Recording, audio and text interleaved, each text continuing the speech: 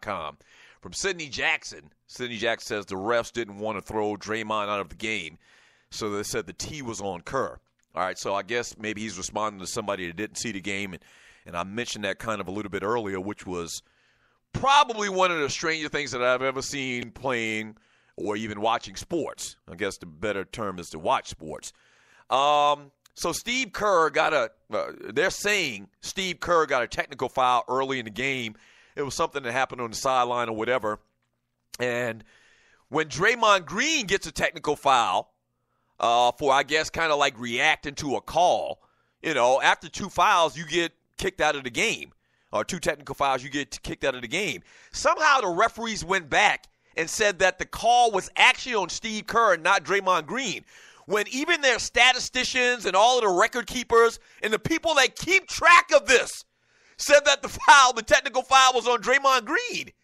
I have never, ever seen that before in my life. So it kind of goes to the opposite of the argument that the refs are kind of looking out for the Cleveland Cavaliers and wanting Golden State to lose so that this series could get extended because the call was, in effect helping the Golden State Warriors. So what do you say if you look at that? You're like, well, yeah, they wanted Cleveland. They wanted Cleveland to win. But you don't want a reoccurrence of what happened last year to the degree of last year where Draymond Green gets kicked out of a game. And then the momentum totally changes. Cleveland comes back and does what's never been done in NBA history and wins 3 games straight and wins the series in 7. So, you kind of say, well, yeah, the calls were real harsh against Golden State on Friday night. But at the same time, in the back of the officials' minds, once again, subliminally, I think, they didn't want Draymond Green kicked out of Game 5. They didn't want that. That just would have been bad. And if for some crazy reason Cleveland were to come back, and one of the reasons they were able to come back in this series is because Draymond Green didn't play in this next game, then all of the conversation would be about that. So I do think that was some bullshiggity. Like, there's nothing you're going to be able to tell me to think that everybody in the world thought that the call was on Draymond Green. And then when it came down to it, and the referee, blows another whistle and calls another technical on this guy, somehow the call is against Steve Kerr. And when Steve Kerr wasn't even that boisterous, it wasn't even that crazy or whatever. So that was a bad look. For all you conspiracy theorists out there and you're listening to the Doug Stewart Show, I will agree that was a bad look, but once again, it doesn't hold true to the theme that they actually wanted Golden State to win. So it's kind of crazy on that. From J-Fish Microwave X Squad, he says, actually, when they called the first tee, the ref pointed at Kerr, but the table gave it to Draymond. I don't believe that. And that may be the case, but no. I don't see how. The main thing is, the thing that kind of separates that event from any other time in the past where you may have missed a call or whatever, is the actual officials, the people that are paid to do this, the statisticians and whatnot. They actually had that the fall was on Draymond Green as well, which is very crazy. From LD, he says, what about all them free throws Steph Curry shot in Game 2, and then shot like 14 free throws before the second quarter was even over, and I didn't hear anyone saying anything about that. That's true. You can look back at all of those. So free throws the other night, ultimately at the end of the game, in Game 5, they shot pretty much the same amount of free throws, but it's when they shot them. So the Cavaliers shot 31 free throws at the end of the night, and the Golden State Warriors actually shot more free throws. They shot 36 free throws, but the thing about it is, when did they occur? When you've already taken the momentum, and it almost sounds like I'm kind of defending, and it sounds like I'm rooting for the Golden State Warriors, which such is not the case. But when you take away the momentum and the flow, I keep using that term flow, and you're listening to the Doug Stewart Show.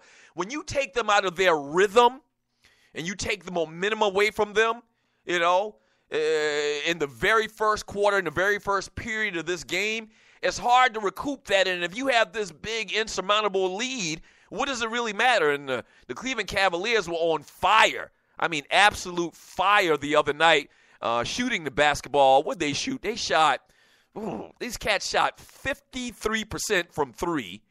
They shot 52% for the entire night, which was A less than stellar night for the Golden State Warriors, who shot 44% from the field and only 28% from the three-point line.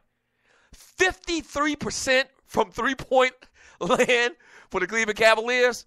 Incredible. Like, the first half was like, we like watching this game and saying to ourselves, what is going on here?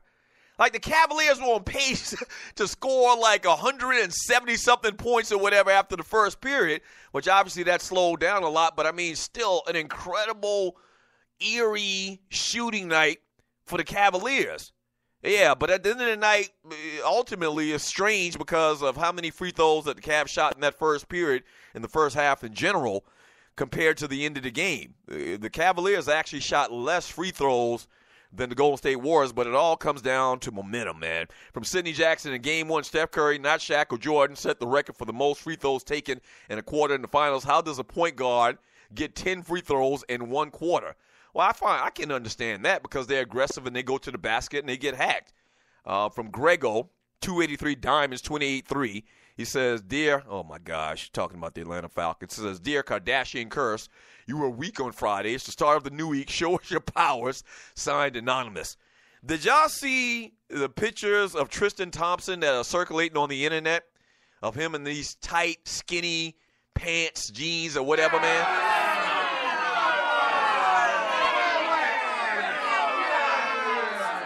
Real bad look. And, you know, this Kardashian curse, man, I think it has some substance to it. I don't know how real it is. I don't know how much of an effect it has on these athletes, man. But they got a long track record of bad things happening to players that deal with them Kardashian chicks, man.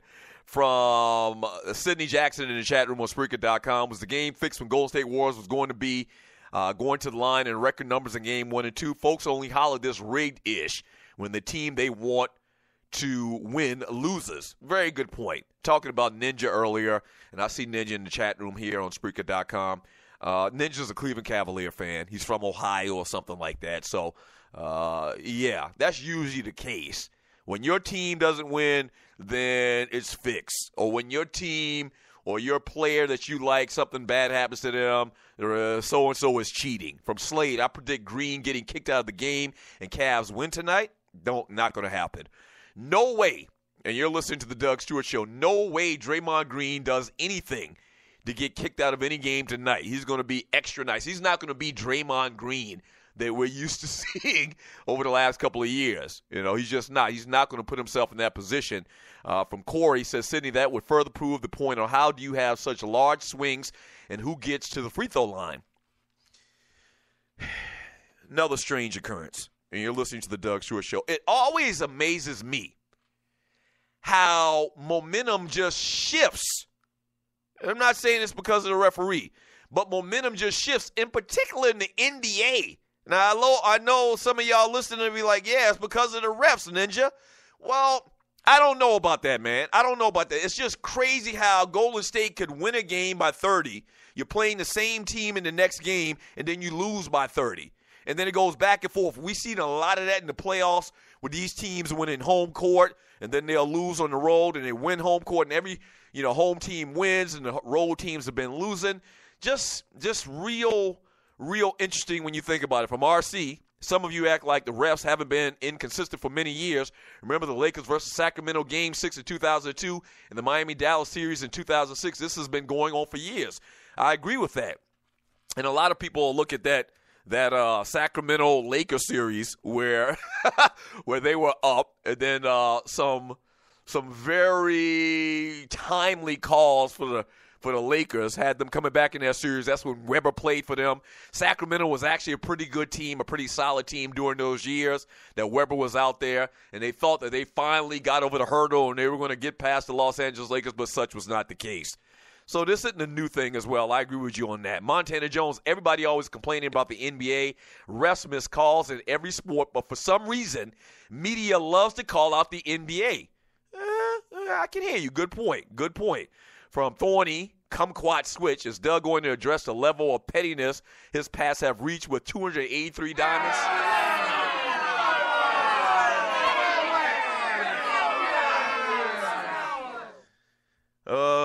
So if you haven't heard, the New England Patriots Super Bowl ring has 283 diamonds. You get it? 28-3. 25-point lead. Not only that pettiness, Thorny Switch, not only that pettiness, but did you see the video?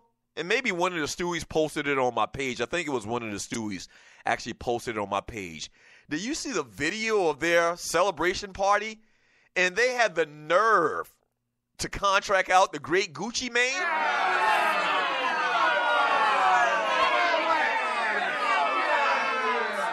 That's right. If you haven't seen it, it's on Facebook, and it's probably on my page. I'll go and try to share it to the Stewart Media and Entertainment group.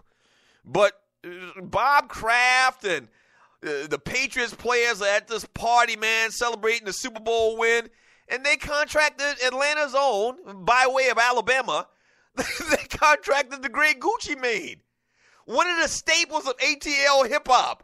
They bring Gucci Mane in, and now I don't know if Gucci Mane should have done that. A lot of ATL folks is mad at that, saying that he should have turned down that opportunity. Now, I don't know if you turned down a paying gig. The man does rap for a living, so I don't know how much I can blame him for that. But that's a bad, bad look, and the Patriots are so damn petty. If you're new to the show, I absolutely hate the Patriots. I've been railing against the cheating-ass Patriots for the last couple of years. And a strange thing happened this a couple of weeks ago. I had a family member drafted by them. And this is for the people that are new to the show.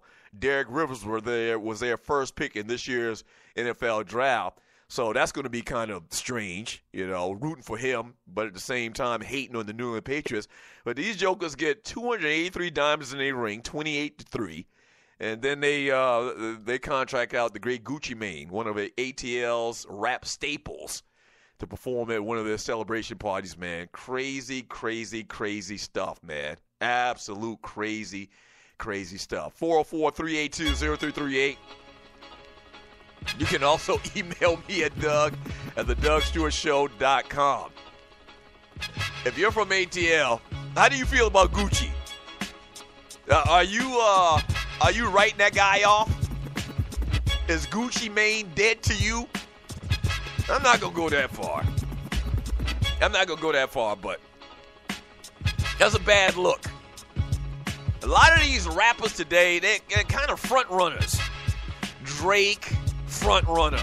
Lil Wayne, front runner. Gucci Mane, front runner. I'm disappointed in Gucci. You got me sidetracked from the topic of conversation, Thorny.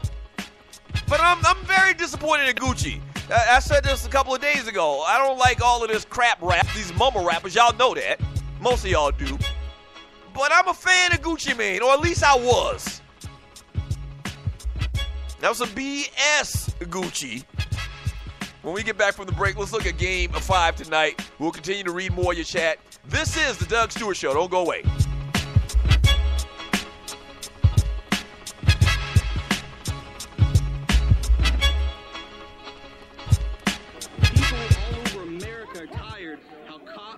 Kill and beat innocent people for no reason. This is what we have to look forward to all over the place. Look how quick, within a matter of days, they were able to go into a martial law status here in Ferguson. I was a victim a long time ago. When Sneaker Pete used to roam the fold. I seen it then and as a kid, and now my kids see it. We need to break them down to bacon bits, them dirty peas. Killing us off like we cattle at the slaughterhouse. Come in the house is all I heard from my mama's mouth. I stayed out, me and my crew were often singled out. Late nights of green smoking at my partner house. We walked the streets trying to catch a little jewel. Popo tripping got me laying on this hot hood. I stuffed my bum between the seats of his patrol car. And all this shit over a DC-6, that's cold, boy. He could've let the brother go, that's that bullshit. Now I'm on the prayer list, straight out the pulpit. And when they threaten us, it make me wanna bullshit. And let it go in that direction, here ended the lesson.